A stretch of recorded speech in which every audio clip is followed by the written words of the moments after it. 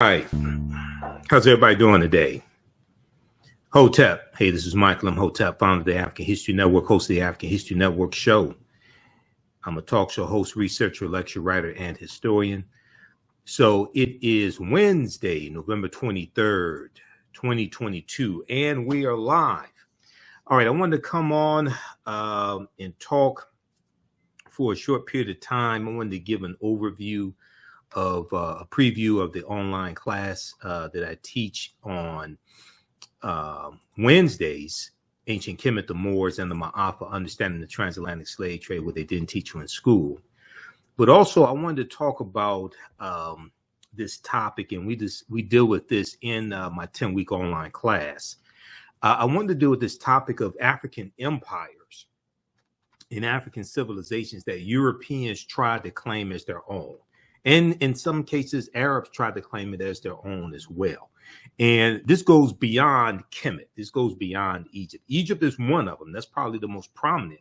But there are others as well. And I posted a video on our Facebook fan page, the African History Network. Some of you all saw this video. It got about 1,500 likes.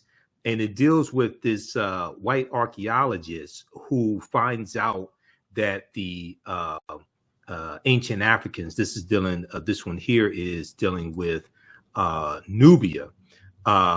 He finds out that the ancient Egyptian pharaohs and the Nubians were Black Africans, and he's shocked. Okay, I'm gonna show you that here in just a minute. Okay, but we do thousands of years of history and what leads up to the transatlantic slave trade taking place in this 10-week class. So we'll give you some information, how you could register for it, and how you could join us in class today at 7 p.m. Eastern Standard Time.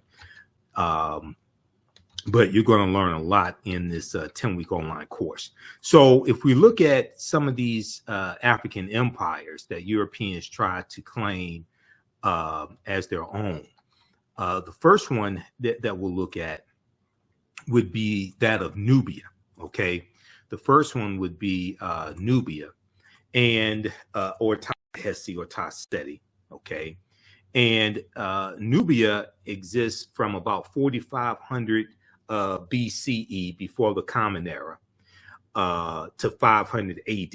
Okay, and somebody E. Verdi says South Sudan like the Egyptian. Yeah, so you're looking at the lower portion of Kemet or Egypt and the upper portion of the Sudan. This is the area that was Nubia. Okay, you're going to have a larger region that's going to be Kush. That's basically a region as opposed to a country.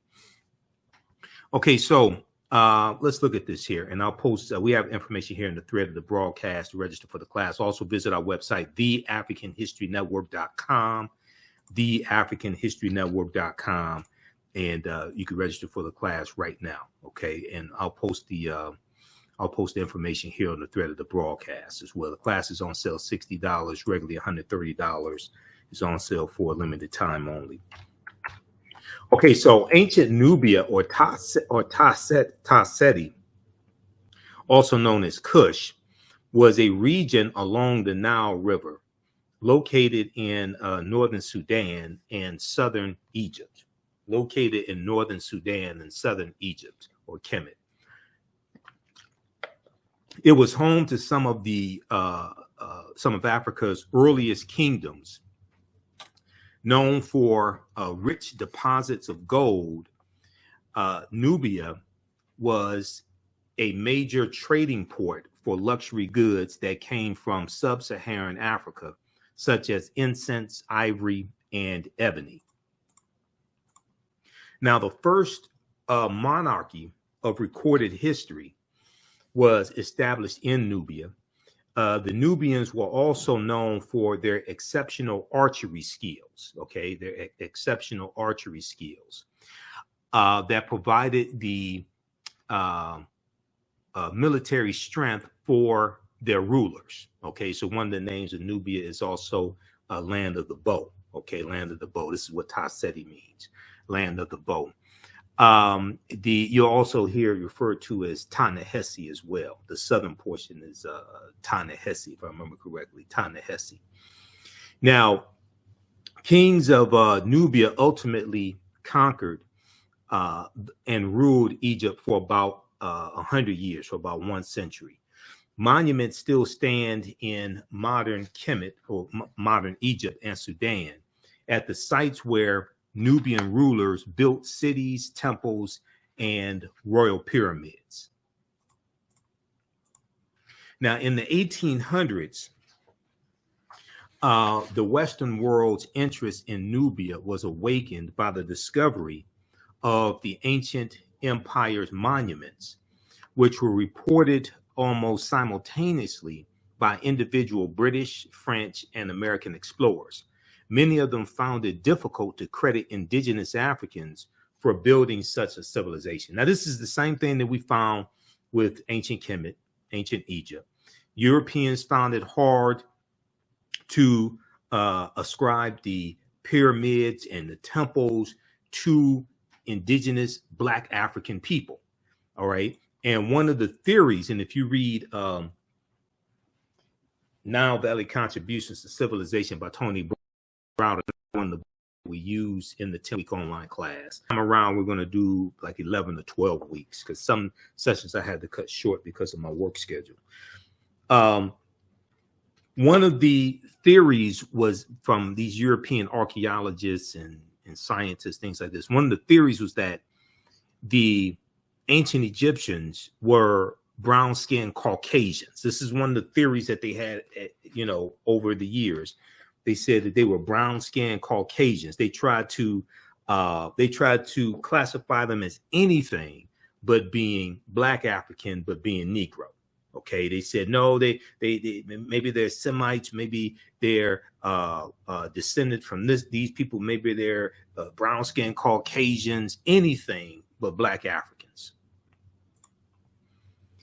Okay, now, so many of these scientists and archaeologists found it difficult to credit indigenous Africans for building such a civilization. Then you had some idiots who said, "Oh, well, maybe aliens built the pyramids because we they can't figure this out. So maybe aliens built the pyramids." Now, there are twice as many pyramids in the Sudan as there are in Egypt.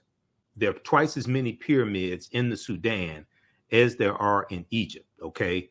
The Only Child said there is a study guide to Nile Valley Contributions to Civilization. That is true. I have the study guide also. Okay. Browder's a friend of mine. I've interviewed him a number of times on the African History Network show. And this would be the study guide for Nile Valley Contributions to Civilization. I have that as well. Okay.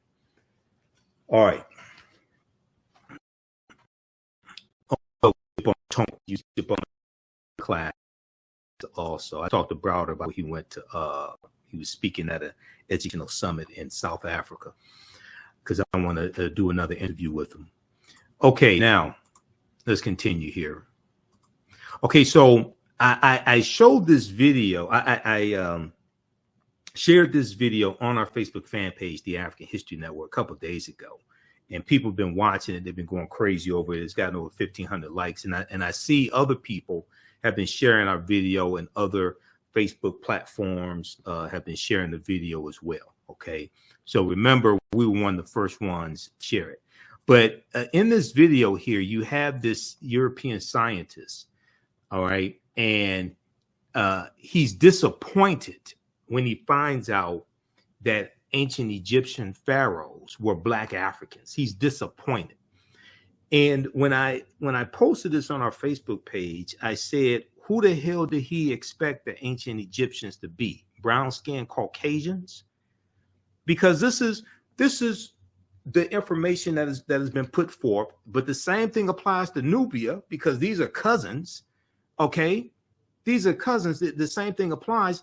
And then when you see movies like Cleopatra starring Elizabeth Taylor, what this does is this colonizes people's minds, not just Europeans, but also African people, African Americans. It colonizes our minds and makes us think that these historical figures were Europeans, and they were not. This is the problem every Easter when people sit up and watch the Ten Commandments starring Yul Brynner as Ramses, okay? The Egyptian pharaoh, the Kemetic pharaoh. Ramses wasn't no European. He was African. That's a whole, I've done a whole presentation dealing with the history of Easter. We did this, we did it earlier this year. We did it April, around Easter time, 2022, to get deep into it and deal with the Exodus story as well. Okay, because the Exodus story is problematic. All right. So you trying to tell me, I'm gonna show this video in just a second, but hold on. You trying to tell me that 2 million people, it was supposed to be 2 million people that exited out of Kemet, out of Egypt. Okay. You trying to tell me that 2 million Hebrews or Jews, or however you want to describe them, 2 million of them wandered in the desert for 40 years. You trying to tell me 2 million of them wandered in the desert for 40 years? Where did they get water from for 2 million people for 40 years in the desert?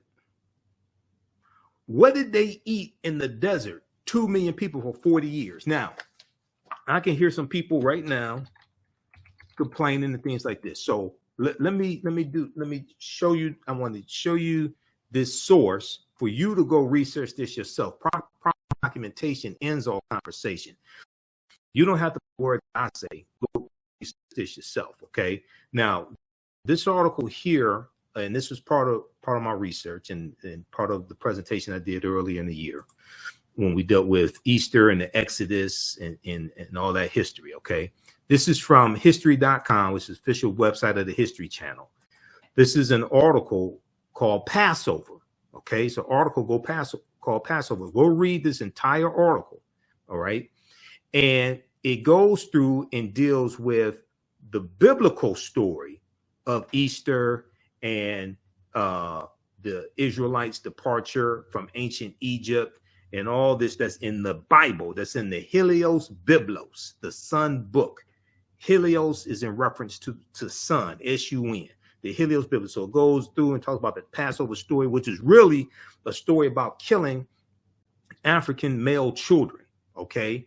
It was supposed to be all the African male children under 2 years old. These weren't Europeans they were killing. These weren't European children they were killing. Who were they killing? African children. Okay. So it goes through and talks about the 10 plagues and all of that we read, that we learned about in Sunday school. For me, it was catechism class because I grew up Catholic. So we went to catechism school on Saturday as opposed to Sunday school on Sunday. Okay. Then it talks about according to the Bible and things like this. Then it gets to a portion. Then it gets to this part right here. Questions of historical accuracy. Questions of historical accuracy. Okay. Now, we have to understand this. World history is in world history books. Religious literature is in religious literature books. Okay. World history and religious literature are not the same thing. And this is where a lot of our people get confused. Now, I may say some things that are outside of the circumference of your own awareness. Just because you disagree with them or don't like them or haven't heard them before does not mean that they are not true. It just means you have to do some research to understand what I'm talking about. Okay. And I learned this from one of my teachers, Dr. Ray Hagins. And I usually have this in my presentations, especially when I do presentations, and especially when I do presentations in person, and I may be dealing with a mixed audience, may have different races in the audience, things like this. Okay. So I usually have people put their fingers together to form a circle. And I usually say something like this. The space inside this circle represents my realm of knowledge. everything that I think I know about whatever I think I know is represented within the circumference of this circle. I must keep in mind that there are still things to know that exist outside the circumference of my own awareness.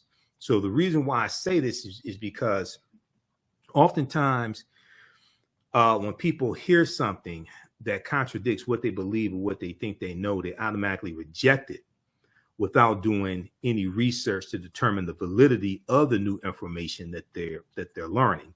And they usually don't use that same level of scrutiny to analyze, critique, or evaluate what it is they believe or what they think they know. So just because you know everything that what you know does not mean you know everything there is to know about what you know. There's still things that exist outside the circumference of your own awareness. Okay, so I say that to say this here. So this section here of this article from history.com, history.com is the official website of the History Channel. In the article called Passover, it says questions of historical accuracy. Questions of historical accuracy. And it says for centuries, scholars have been debating the details and historical merit of the events commemorated during the Passover holiday. Okay, for centuries, scholars have been debating the details and historical merit of the events commemorated during the Passover holiday. Despite numerous attempts, historians and archaeologists have failed to corroborate the tale of the Jews' enslavement in and mass exodus from Egypt. Okay, they have failed to corroborate the tale of the Jews' enslavement in Egypt and their mass exodus from Egypt. Okay, now this is not anti-Semitic. This is not being against anybody. This is understanding history. Okay, go read this article. This is not me saying this. This is what the History Channel is telling you. Now, they go on to say, although the ancient Egyptians kept thorough records, no mention is made of an Israelite community within their midst or any calamities resembling the 10 biblical plagues. There is also no evidence of large encampments in the Sinai Peninsula, the fabled site of the Jews wandering, or any sudden fluctuation in Israel's archaeological record that would indicate the departure and return of a large population. You realize that 2 million people or 1.5 million or 1 million people wandered around in the desert for 40 years or left a country and then went to another country. You understand that would throw off the ecology of that country, and it will leave archaeological remnants behind, archaeological evidence. Stuff you can't just write something in the history and don't realize that people in history leave archaeological footprints. Okay, this stuff doesn't happen. It goes on to say a handful of scholars, including the first century Jewish historian Josephus, which would be spelled with the Y because the letter J wasn't created in 1630 AD, have suggested a link between the Israelites and the Hyksos, a mysterious Semitic people, possibly from Canaan, who controlled Lower Egypt for more than 100 years before their expulsion during the 16th century BCE, before the Common Era. Most modern academics, however, have dismissed this theory due to chronological conflicts and a lack of similarity between the two cultures. Okay, so read this full article. Don't just read the part about question of historical accuracy. Read that definitely, because this gets left out when people sit up and watch the 10 Commandments every Easter. Okay, this gets left out of the conversation. But read that full article from history.com. Okay, Now I want to go back to PowerPoint presentation, and these are some slides from the class that I teach also. Okay, the 10-week online class teaching Kemet, the Moors, and the Ma'afa, understanding the transatlantic slave trade. And we do the sessions live. All the sessions are archived and recorded, so you can go back and watch the classes anytime. A year from now, 2 years from now, you can watch the entire class. Okay, so here's what happened with this scientist who didn't know that ancient Egyptian pharaohs were Africans. Challenges the prevailing image of the Egyptian ruling class. We always thought the ancient Egyptian elites were Mediterranean type, and in this sense, Shema is representing the society of the frontier, in which different ethnic groups were mixed. At the end, it doesn't matter the color of your skin. Shema was Egyptian.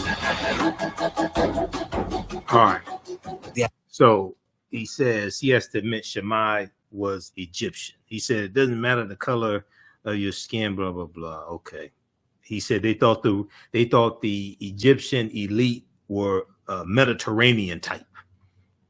Just more nonsense.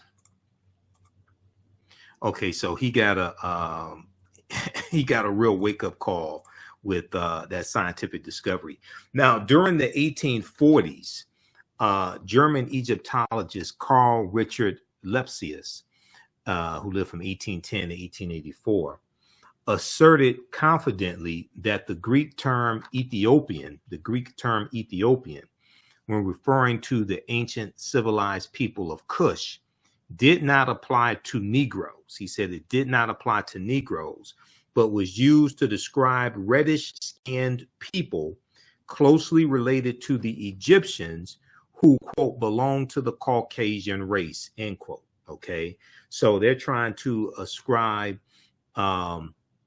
the Egyptians and Nubians, things like this. They're trying to ascribe them to the Caucasian race and describe them as reddish-skinned people. Okay, they also said that the Egyptians were brown-skinned Caucasians. Now, we historically, like in ancient Kemet, but also we see this in Ethiopia, Somalia. A lot of them didn't have broad noses and thick lips. Some of them had more aquiline features, narrow noses, thinner lips. Some of them, okay. These were still Black Africans.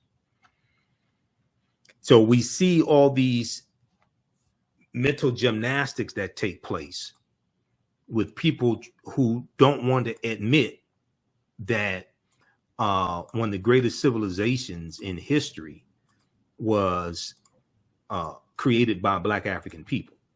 They don't want to deal with that. All right. And we see the same thing with Nubia. Okay. We see the same thing with Carthage, where you have Hannibal Barca and the Carthaginians. Okay, how's everybody doing? Give us a thumbs up, give us a heart, give us a like on this broadcast. Share this broadcast on your social media platforms also. Be sure to register for the 10-week online class that I teach on Wednesday. Ancient Alpha, Understanding the Slave Trade, what they didn't teach you in school. So we teach this on Wednesday, 7 p.m. to 9 p.m., about 9 p.m. or so, Eastern Standard Time. On Wednesdays, okay? So we deal with thousands of years of history and what leads up to the transatlantic slave trade taking place. Just click right here and register here to register. Classes on sale $60, regularly $130. So and this is one of the topics that we deal with in the class, African empires that Europeans try to claim as their own.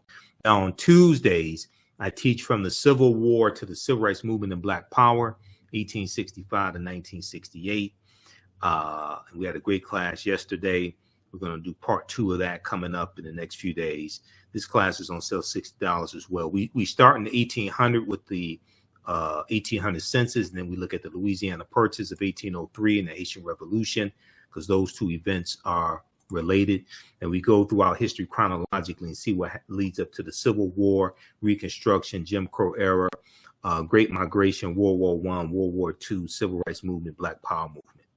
We also have a bundle pack here of both classes. You can get both classes right now for a very limited time, only for $100 as over $300 value, because there's bonus content that you get. So click here, register here for that. And if you've taken any of my online classes in the past, you can email me through the website, click on Contact the African History Network, email me, and you'll get a 50% discount, or email us at ahnshow@theafricanhistorynetwork.com, ahnshow@theafricanhistorynetwork.com. And I just posted the link here to register for the classes.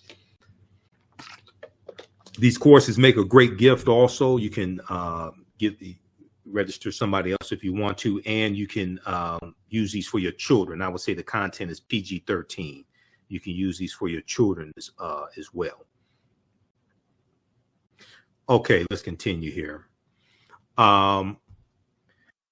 So during the 1840s, German Egyptologist Carl Richard Lepsius asserted confidently that the Greek term Ethiopian, when referring to the ancient civilized people of Kush, did not apply to Negroes, but was used to describe reddish-skinned people closely related to the Egyptians who belonged to the Caucasian race. All right, let's continue. Now, Nubia was, in recorded history, is the first recorded monarch, okay, or monarchy. Now, ancient Egypt is the first major civilization in Africa for which records are abundant. It was not, however, Africa's first kingdom. And we know that Nubia is the mother of Kemet. Ta-Seti is the mother of ancient Kemet. The grandmother of Kemet would be Abyssinia or Ethiopia, okay, because civilization flows up the Nile River. So the grandmother is Abyssinia or Ethiopia. Nubia is the mother, and then you have ancient Kemet. So there was an article from the New York Times from March 1st, 1979. March 1st, 1979, and I read the article today. I've seen excerpts of the article previously, but I read the article in its entirety today. A March 1st, 1979 article from the New York Times. It was a front page article written by journalist Boyce Rensberger, Rensberger, Rensberger, reported, quote, evidence of the oldest recognizable monarchy in human history, preceding the rise of the earliest Egyptian kings by several generations, has been discovered in artifacts from ancient Nubia. Has been discovered in artifacts from ancient Nubia, or Ta-Seti.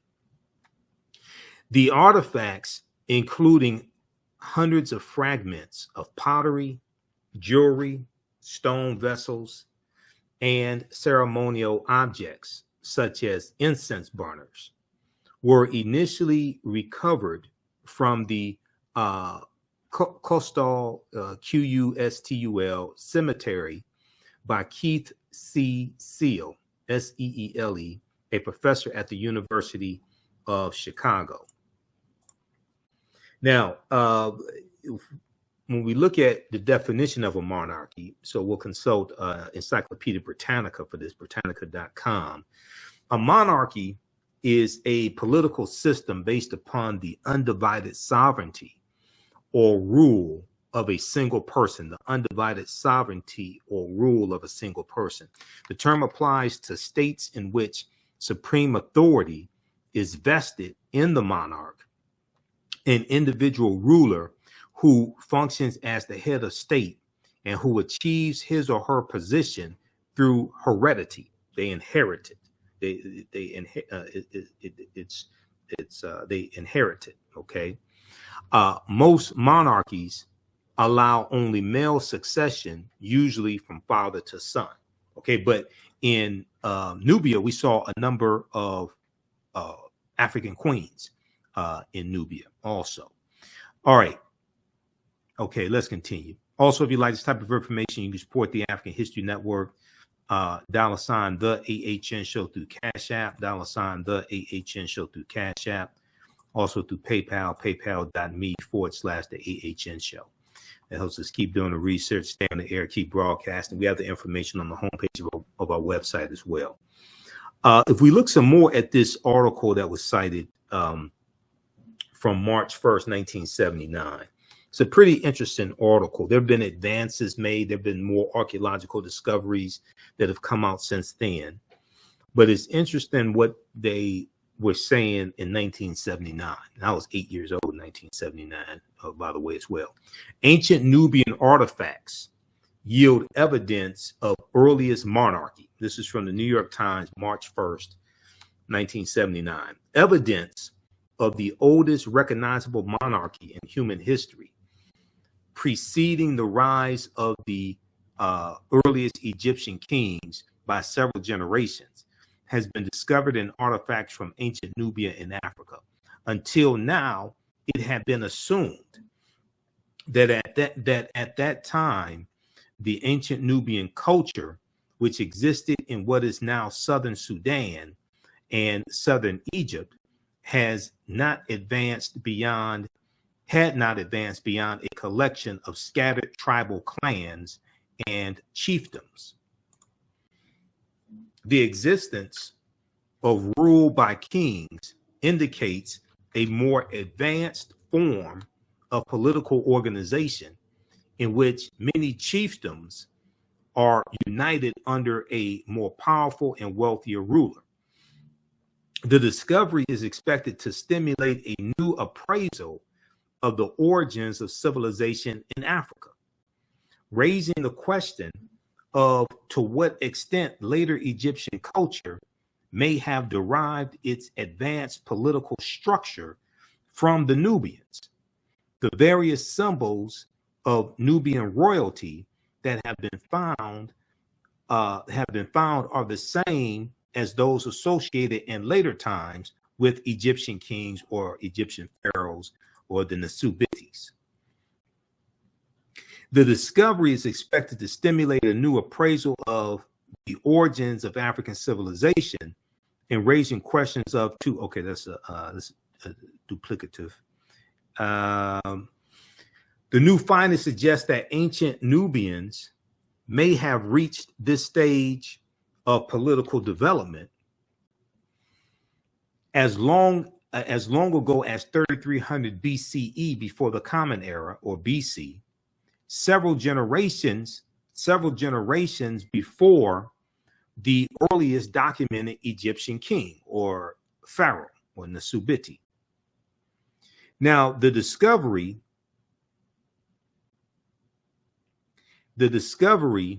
is based on study of artifacts from ancient tombs excavated 15 years ago. Okay, so that'll go back to like 1964 or so, because this article's from 1979, 15 years ago, and 64, 65, in an international effort to rescue archaeological deposits before the rising waters of the Aswan Dam covered them. Okay, so check out this article here from the New York Times, March 1st, 1979. Ancient Nubian artifacts yield evidence of earliest monarchy. Okay, now another African empire that Europeans try to claim as their own, all right, is that of Carthage. And we'll talk about Carthage in today's class. And when you register for the class, Ancient Kemet, the Moors, and the Ma'afa, Understanding the Transatlantic Slave Trade, at our website, theafricanhistorynetwork.com. And we'll post a link here again so you can register for the course. And we also have the bundle pack as well. We get both classes for $100. That's over $300 value. because today we'll talk about the Punic Wars and Hannibal Barca and the Battle of Cannae. Okay, so there was a on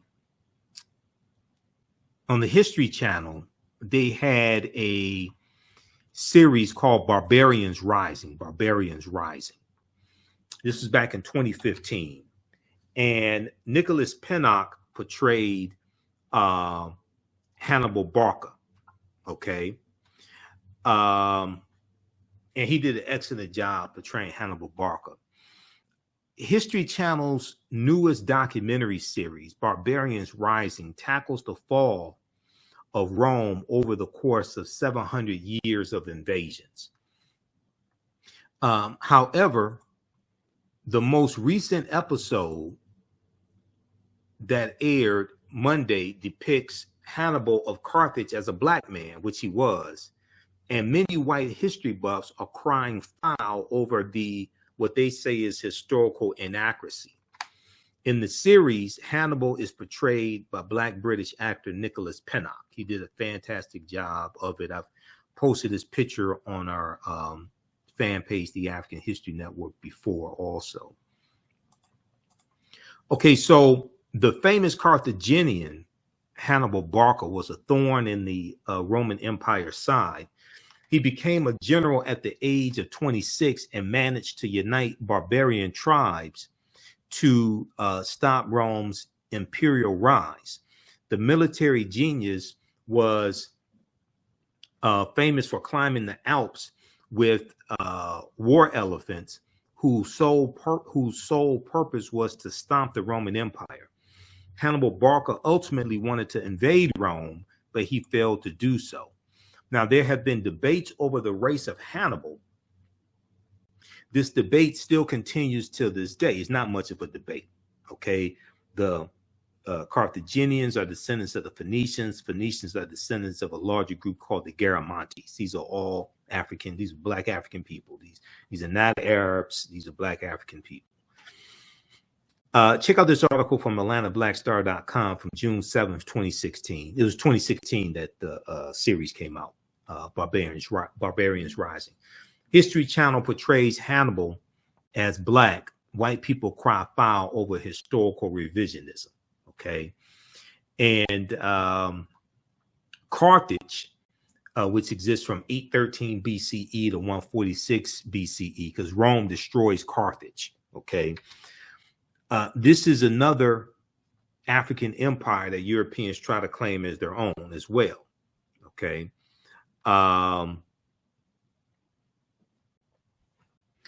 So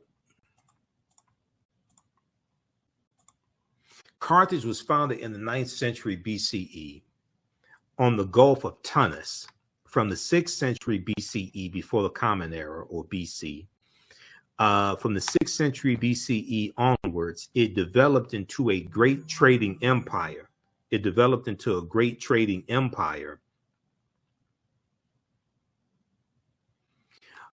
Covering much of the Mediterranean, and was home to a brilliant civilization. In the course of the long Punic Wars, which exists from 264 BCE to 146 BCE, and we'll talk about the Punic Wars in class today.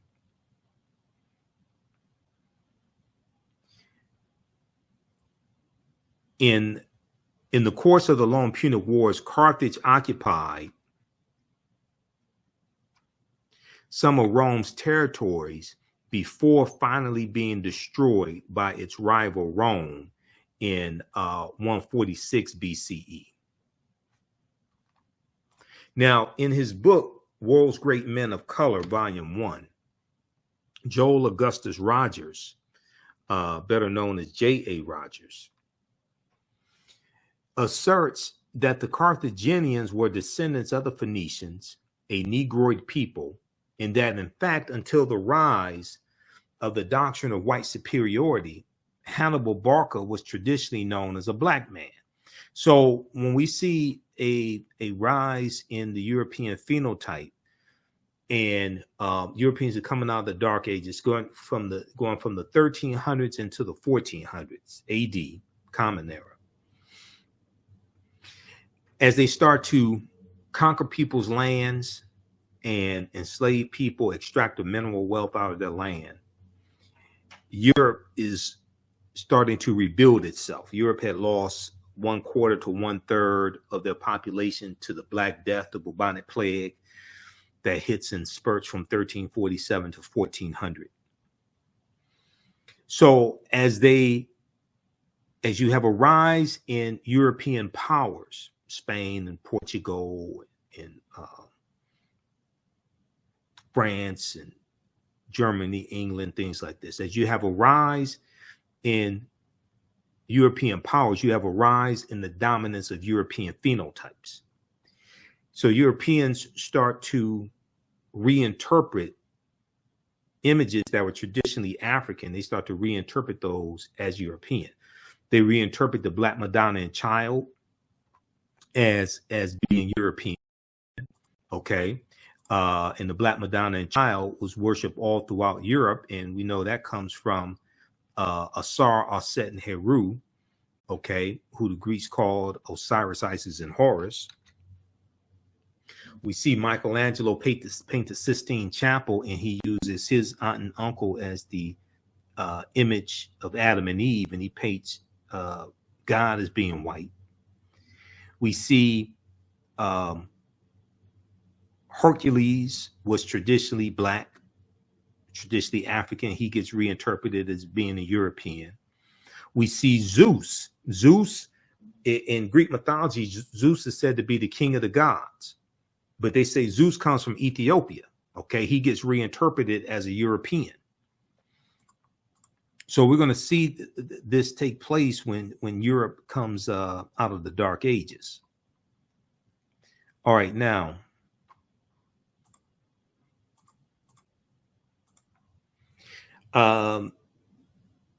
today, many encyclopedias classify the Carthaginians as whites or Semites, but ancient Greek and Roman eyewitness accounts paint a different picture.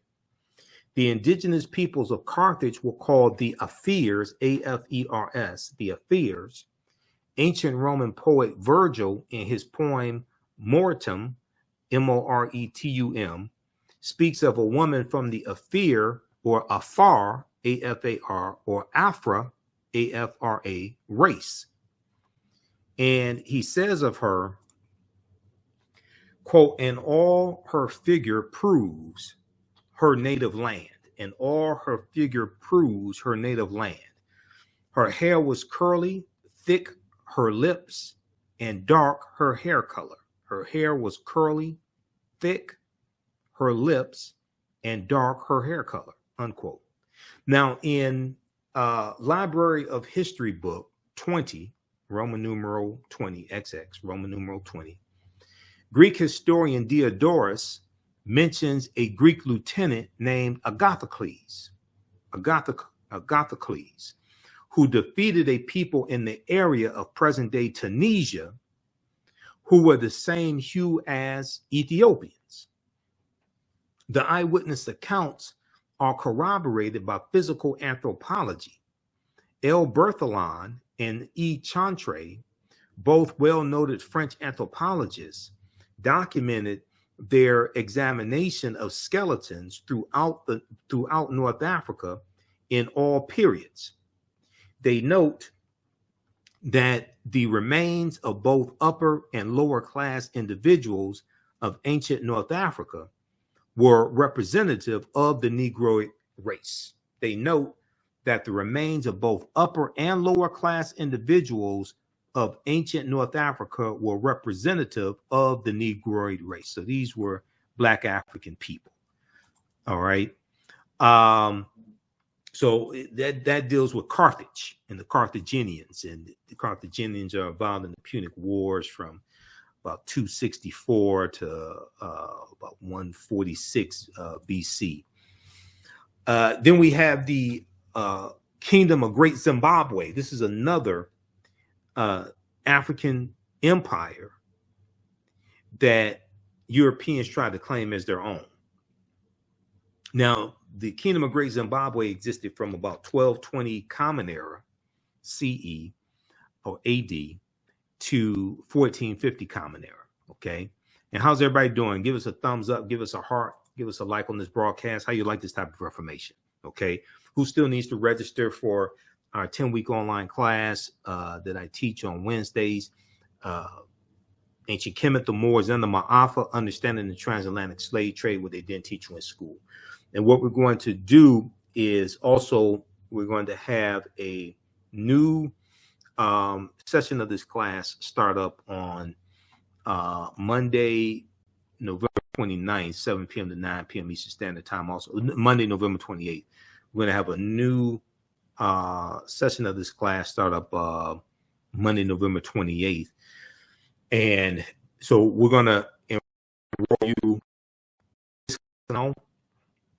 that's coming to an end of 2 or 3 weeks, and we'll enroll you in the new class for one price, for one cost, one admission, one registration cost. So you don't have to worry about paying for both classes. Okay.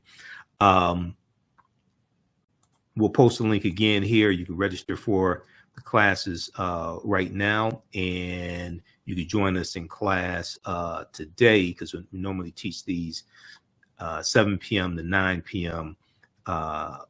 Eastern Standard Time on Wednesday. So we'll post a link here, and it's in the thread of the broadcast as well, in the description here of the broadcast. Okay, let's continue. We'll be here for a few more minutes. The civilization of Great Zimbabwe was one of the most significant civilizations during the medieval period. Great Zimbabwe is extraordinary because of the magnificent scale of its structures. Its most striking edifice, referred to as the Great Enclosure. The Great Enclosure has walls as high as 36 feet, extending approximately 820 feet. Walls as high as 36 feet, walls as high as 36 feet, extending approximately 820 feet. Okay.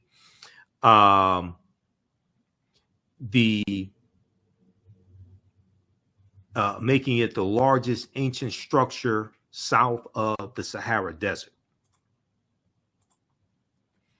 Now, in the 1800s, European explorers, imperialists, and colonizers were stunned by Great Zimbabwe's grandeur and cunning workmanship. So they attributed the architecture to Portuguese travelers, Arabs, Chinese, Persians, or even biblical characters, such as King Solomon and the Queen of Sheba. Okay, once again, don't want to give Africans credit for what we do.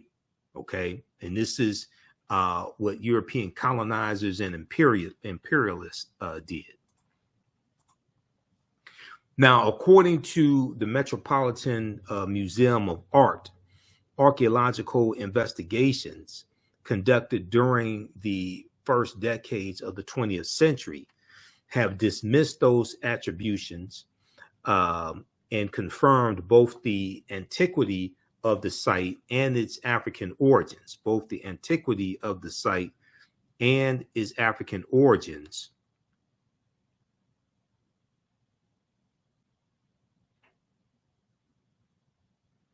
The antiquity of the site and its African origins. It was built by the ancestors of the indigenous Shona people, okay, who are in Zimbabwe today, the Shona, okay. It was built by the ancestors of the indigenous Shona people in the 11th century, long before the first Europeans ever set foot in Zimbabwe. Okay, now, the last African empire that we'll look at is Namibia. Namibia, not Namibia, okay, but Namibia, okay, which existed from 202 BCE to 46 BCE, before the Common Era. Now, Namibia was another great Black Berber Libyan nation in northern Algeria, Namibia. during the time of the Romans and the Carthaginians. Now, this is during the time of the Punic Wars. And we're going to see Numidia side with the Romans against the Carthaginians. Now, it began as a sovereign state and later alternated status between Roman province and Roman client state. It is considered to be the first major state in the history of Algeria and the Berber world. Now, Numidia has also been classified by European and Arab historians as a Caucasian or Semitic built civilization. European and Arab historians tried to claim Numidia as their own, saying it was a Caucasian or Semitic built civilization. However, in his book, The Destruction of Black Civilization, by Dr. Chancellor Williams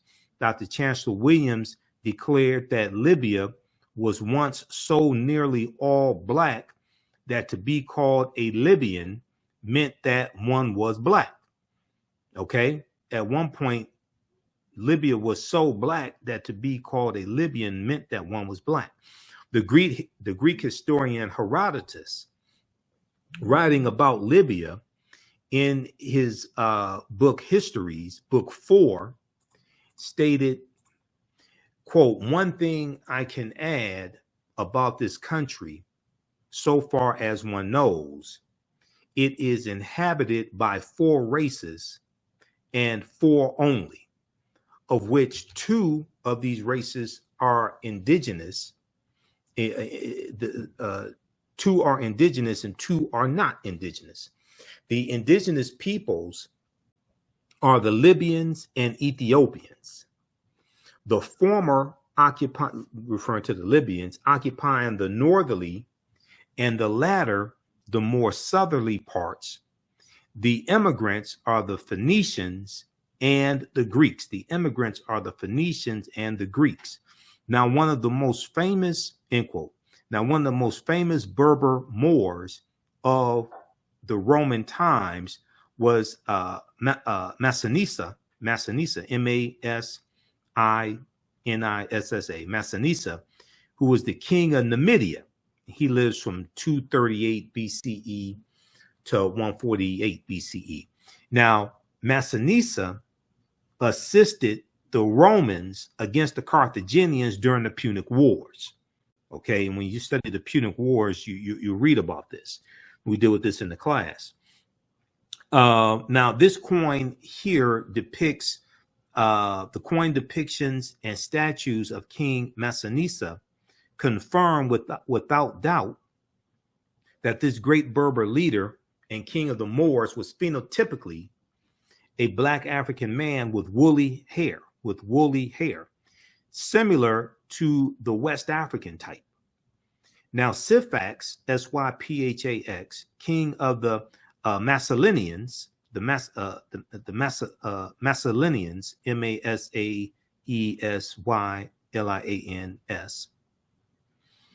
the Massalinians in Numidia, a contemporary and great rival of King Massinissa, was also depicted in his coinage as a phenotypically black African. Now, this is a coin of Juba I, king of Numidia. He lived from 85 BCE to 46 BCE. He was the king of Numidia. This is the front and back of his coin. Okay, a coin depicting him, I should say. All right. So this is just a sample of some of the type of information we deal with in the 10-week online class that I teach, Ancient Kemet, the Moors, and the Ma'afa, Understanding the Transatlantic Slave Trade, what they didn't teach you in school. We go through and look at thousands of years of history and what leads up to the transatlantic slave trade taking place. And we try to look at this history as much chronologically as we can. We can start studying our history in slavery. There's some books that we reference also. You don't have to buy any of these books to follow along in class. Some of the and these are different slides that we use in the course also. Some of the things that we deal with in the class, I'll show you this here. So we can't start studying our history and slavery, even when we study the transatlantic slave trade, which is important to study. We can't start in 1619 or in the 1440s when the Portuguese get involved. We have to understand the history chronologically and deal with the 800-year occupation of Europe by the Africans known as the Moors, who enter into the Iberian Peninsula, today known as Spain and Portugal, in 711 AD, okay, into North Africa in 711 AD.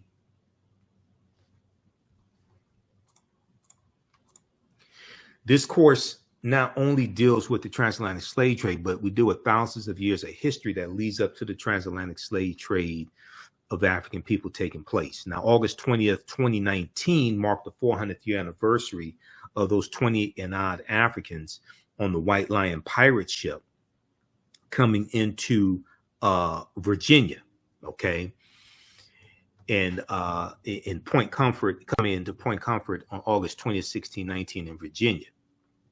Now, that year, 2019, was known as the year of return, as many African Americans were reconnecting and still are reconnecting to Africa and traveling to Ghana and other West African countries. When we discuss the transatlantic slave trade, we have to first understand that African people are the original people of North, Central, and South America and have been in the land we call the United States of America, or what Native Americans call Turtle Island. We've been here in this land at least 51,700 years. Now, this does not mean that the transatlantic slave trade did not happen. It means that we were here for tens of thousands of years before the transatlantic slave trade happened. It did happen, but you have to understand the history before that. So some of the things we deal with in class, what was the transatlantic slave trade? What were some of the events that led up to the transatlantic slave trade taking place? What role did Christopher Columbus play? Because Columbus is crucial to understanding the transatlantic slave trade and the spread of it. When did Africans first come to the U.S. as slaves? Did Africans sell themselves into slavery? We deal with that complicated history. We deal with Asar, Aset, and Heru, who the Greeks called Osiris, Isis, and Horus, links to ancient Kemet, Egypt, and early Christianity, Freemasonry, and the making of America. We look at work from Dr. David Imhotep, who's a friend of mine, who wrote the book, The First Americans, Where Africans Documented Evidence. And on page 14 of his book, he deals with a discovery in Allendale County, South Carolina in 2004, where Dr. Albert Goodyear and his team discovered 13 different types of evidence that thoroughly document an African presence in this country going back at least 51,700 years ago, at least 51,700 years ago. They found artifacts, architecture, campsites, carvings, Egyptian writings, footprints in lava, genetic M174D haploid groups dealing with DNA and genetics, skull, skeleton structures, and tools. They found 13 different types of evidence thoroughly documenting an African presence in this country going back at least 51,700 years ago. And these were the Khoisan, the short-statured Africans coming from Southern Africa that they were talking about. Now, this is an article from ScienceDaily.com, which is a scientific website. They have scientific discoveries there, archaeological discoveries. They have this article from November 18, 2004, that deals with Dr. Albert Goodyear's discovery. New evidence puts man in North America 50,000 years ago. New evidence puts man in North America 50,000 years ago. Okay, so they give a summary of his discovery.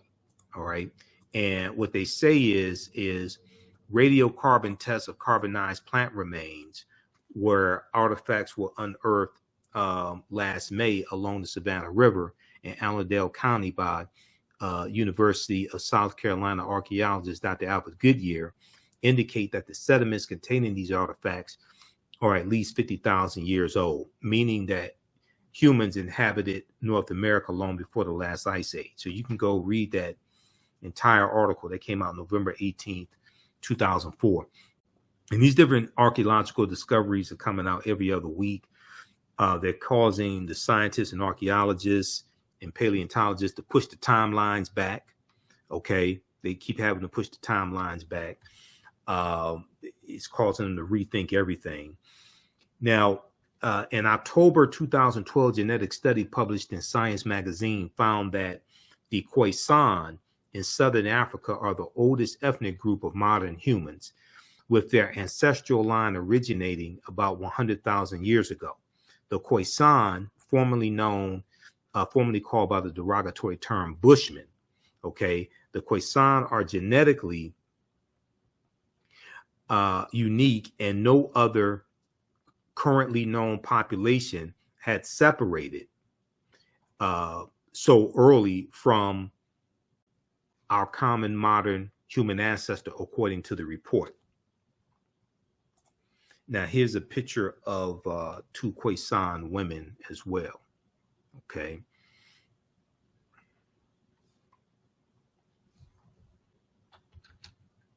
All right.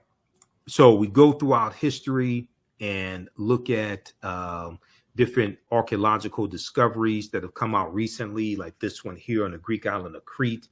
In 2010, they found stone tools that date back 130,000 years ago, but Crete has been an island for more than 5 million years, and they're saying that this is strong evidence of sailing in the Mediterranean 130,000 years ago. And so these were African. These had to be African people, and this shows us sailing at least 130,000 years ago. We look at the lost city of Egypt. There are two lost cities of Egypt: Tanis Heracleion, that was built around 8th century BC, was swallowed into the sea, Tanis Heracleion, but then also Dazzling Aten, which was discovered in 2021. Okay, Dazzling Aten as well was another lost city. Okay, we'll look at this one. This was a good discovery here out of Morocco, where they found remains of Homo sapiens that date back 300,000 to 350,000 years ago, and this is over 100,000 years earlier than the remains that they had that came out of Ethiopia, that they said were the oldest remains of modern man, that they dated back 195,000 years ago.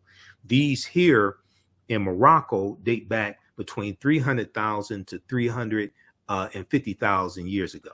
Okay, and it shows we were migrating out of East Africa, the Nile Valley region of East Africa, much earlier than a lot of the archaeologists, etc., had previously thought. Okay, so we go through and we look at different civilizations. We go through and look at this history. We look at the African influence here in the U.S. We see the Washington Monument is an ancient African symbol called a tekken. The Greeks call it an obelisk, and we see tekkens in New York City, London, England. We see them in Paris, France. These are tekkenu for plural, that were taken from Africa.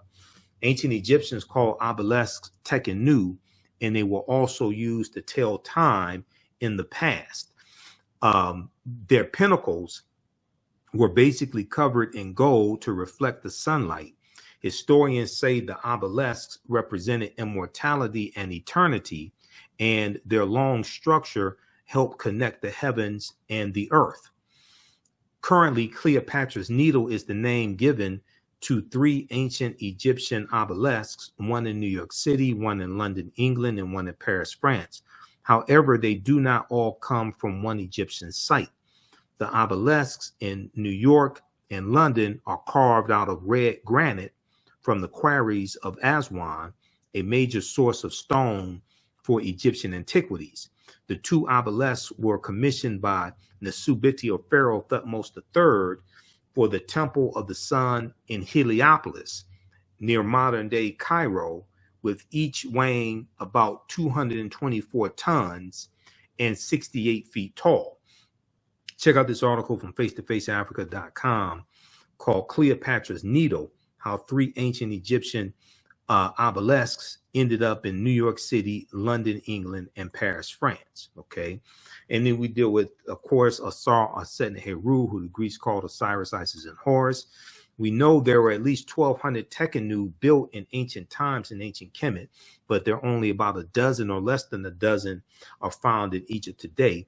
Many of the Tekenu removed from Egypt are now in Istanbul, Turkey, London, England, Paris, France, Berlin, Germany, New York City, Rome, Italy, Vatican City, and elsewhere throughout the world. The Tekenu are now called obelisks by their new owners, and few know their origin or that they symbolize the resurrection of the African king Asar. This is from page 17 of Egypt on the Potomac by Tony Browder. So we also deal with Freemasonry and the African influence on Freemasonry as well, and where those teachings come from. They come straight out of ancient Kemet, ancient Egypt. We deal with the Black Madonna and Child. Also, we look at some of the different Neteru, the different deities in ancient Kemet. We look at things like Sinterklaas and Zwarte Piet. In Zwarte Piet, Black Piet was a Moor. So this deals with the history of the Moors in the Netherlands and Holland, but also in Spain as well. Okay. So this is just a brief overview of this 10-week online class. There's over 50 articles that we reference in the class. It's about 100 or so slides, something like that. With the slides, we also deal with the film Black Panther. Okay, we talk about that in the class because there's a lot of African influences that we see in the film Black Panther, and the Panther deity Bast comes from the Neter, the deity Bastet, the goddess Bastet out of ancient Kemet. And Bastet was an ancient Egyptian goddess worshipped in the form of a lioness and later a cat. She was a goddess of warfare in Lower Egypt, Lower Kemet. She was worshipped as early as the Second Dynasty, 2890 BCE. So we deal with that in Black Panther. Then we go through and we look at some of the history of the Moors as well, and who were the Moors, and the Moors going into the Iberian Peninsula, today known as Spain and Portugal, in 711 AD. And they go in 710, led by Tarif, the General Tarif, for the reconnaissance mission, but then go on in 711 AD, led by Tariq ibn Ziyad. And we know where they landed in the Iberian Peninsula. They named the mountain Tariq's Mountain, Jebel Tariq, Tariq's Mountain, which we call Gibraltar. So when you hear about the Rock of Gibraltar, that is a mountain named after an African man, Tariq ibn Ziyad. Okay, and then we look at what leads to the transatlantic slave trade taking place. We look at the Moors losing control of Spain and that last stronghold, Granada, January 2nd, 1492. We look at Christopher Columbus and how Columbus is crucial to understanding the spread of the transatlantic slave trade. And Columbus never came to the land we call the United States of America. The closest he came here was Cuba, which is 90 miles away. But we're going to see Columbus is responsible for the decimation of 12 million to 25 million people. Right Reverend Bishop Bartholomew de las Casas, who traveled with Columbus on his voyages, some of his voyages, he estimated that Columbus was responsible for the murder of 12 million to 25 million indigenous people. Now, Dr. David Imhotep, in the book, The First Americans Were Africans, Documented Evidence, he talks about how 70% of the people Columbus encountered on his 4 voyages were African people. Okay, so then we go through and we look at and we see what leads to the transatlantic slave trade taking place. Okay, then we go through and analyze the transatlantic slave trade as well. All right, so this is a 10-week online class. We don't give any tests. We don't give any grades. You don't have to worry about that. But you're going to learn a lot in this class. How do you all like this type of information? Give us a thumbs up. Give us a heart. Give us a like on this broadcast. How you like this type of information? Okay, you can use this with your children also. I would say the content is PG-13. It's not overly graphic. I don't do a lot of cursing or anything like that. The class is on sale $60, regularly $130. We have the information right on the homepage of our website, theafricanhistorynetwork.com. It's also in the description of this broadcast. And we teach classes normally Wednesday, 7 p.m. to 9 p.m. Eastern Standard Time, and Sunday and Tuesday, 7 p.m. to 9 p.m. Eastern Standard Time. So Wednesdays is Ancient Kemet, the Moors, and the Ma'afa, Understanding the Transatlantic Slave Trade. We do the sessions live. Then all the sessions are archived and recorded. You can watch them on demand anytime. So a year from now, 2 years from now, you can go back and watch the entire course. Then Tuesdays, I teach from the Civil War to the Civil Rights Movement and Black Power, 1865 to 1968. And we start the class in the year 1800. And we look at history chronologically, look at that 868-year period of time, okay? So we have a bundle pack for both classes also. They're greatly discounted, so you can register for that here. We have the bundle pack, so just click on register here. You get both classes for $100. And we have a promotion coming up for Black Friday. It won't include the courses because the courses are already greatly discounted, but it includes my DVD lectures and digital downloads that we have at our website, theafricanhistorynetwork.com. So look out for that as well. Okay, if you want to support the African History Network, also $ the AHN show through Cash App, $ the AHN show through Cash App, or through PayPal, paypal.me/the AHN show. You can click on the links here and it takes you to our QR code.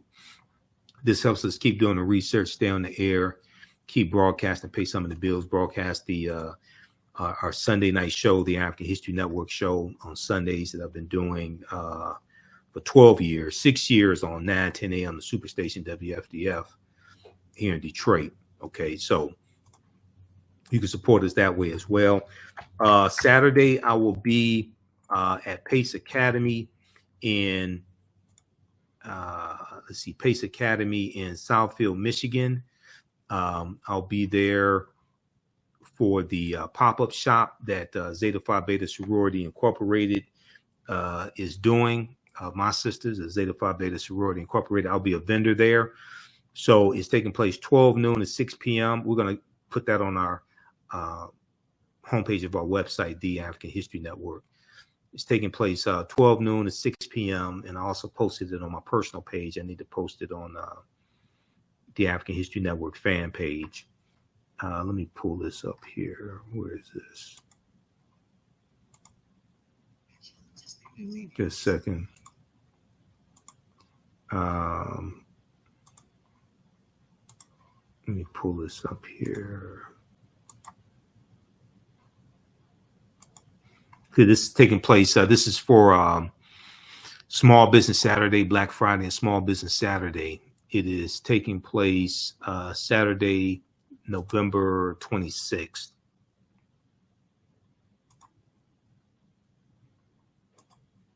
Okay, this right here. Let's flip over to this here. Black Friday pop-up shop, Saturday, November 26th, 12 noon to 6 p.m. Pace Academy, 23777 Southfield Road, 23777 Southfield Road, Southfield, Michigan. It's a free event, 12 noon to 6 p.m. Come on out, support the vendors. We'll have a vendor booth there also for the African History Network. So I'll have my DVD lectures, digital downloads, and also we have lectures now available on flash drive as well. So we put the lectures on a flash drive and you just load it onto your computer. So because a lot of people don't have DVD players today. So we have our lectures in DVD in digital download format and on flash drive also. Okay. All right. Look, we have to get out of here. Remember, at the African History Network, we focus on educating, empowering, and inspiring people of African descent throughout the diaspora and around the world, because right now it's correct wrong behavior. It's not over